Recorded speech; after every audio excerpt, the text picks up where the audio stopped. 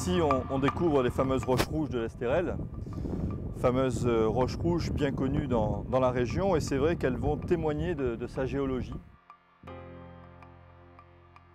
Au départ, on a du volcanisme, mais en réalité pas du volcanisme traditionnel, mais du volcanisme fissural, c'est-à-dire que tout se met en place, les continents commencent à bouger, la Terre commence à se casser, et nous, ici dans l'Estérel, la Terre se fissure très profondément, et le magma emprisonné va remonter à la surface de la Terre pour se figer, là aussi de façon relativement vite, puisque la mer était bien présente, et donc va refroidir cette lave, ce magma en fusion.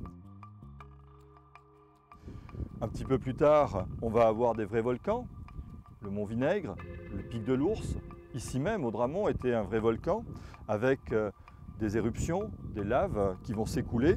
C'était il y a à peu près 180 millions d'années. Un petit peu plus proche de nous encore, c'est l'arrivée des Alpes. L'Estérel monte, s'effondre. Le paysage que l'on connaît aujourd'hui commence à se mettre tout doucement en place.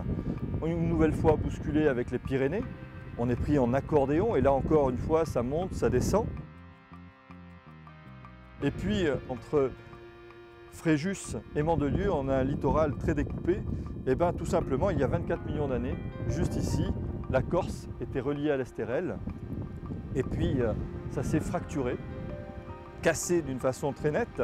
La Corse a dérivé pour devenir l'île de beauté qu'on connaît aujourd'hui. Et c'est pour ça que toute la partie nord-ouest et Calanque de Piana, entre autres, ressemble à s'y méprendre à ce massif de l'Estérel, parce que on avait un seul et même massif encore à cette époque-là.